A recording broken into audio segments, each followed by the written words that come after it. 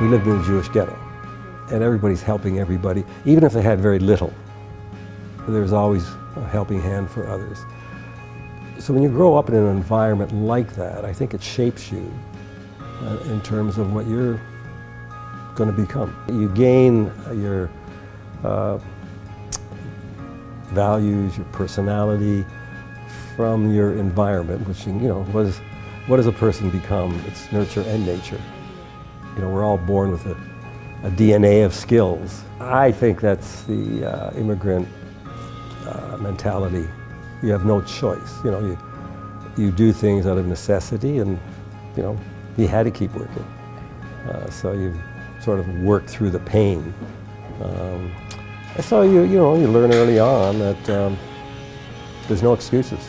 Try to do your best. It was an evolution. It wasn't a sort of a planned period of a planned career. And that's when I determined to make, or try to make, the hotel business a career. So that was like 1972. So that's like 11 years after the first hotel. So this was not an overnight dream. The quality of the service, the difference of how we operated that hotel in London versus our competitors, who were the world's best at that time.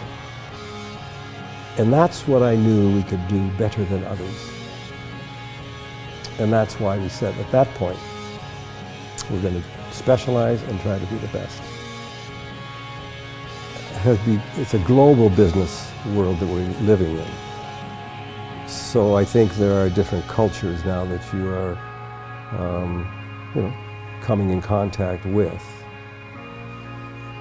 But for your own personal way of doing business, do I still do business on a handshake? Yes. When I make a commitment, if I say I'm going to do something or they tell me what they're going to do, I believe them. You know, not everybody abides by the same standards or principles. So we've been burned.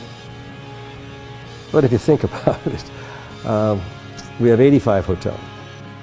We have more than 60 that are under development or construction. We've sold or stepped out of another 25. So if in the course of all of that, over a 50-year history, if you run into 3 or 4, the percentages are still on your side to shake hands and say yes, because you lose so much more time if you don't trust the person. We had to stop, rebuild the people part of the company, and then we could move forward.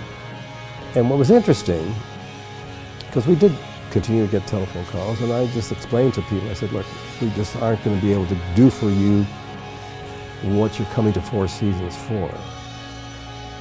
And most developer financiers appreciated the candor and said, well, look, we're in no hurry.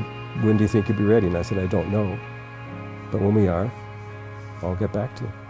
So you don't lose anything if you're intending to live up to what the business arrangements are supposed to be.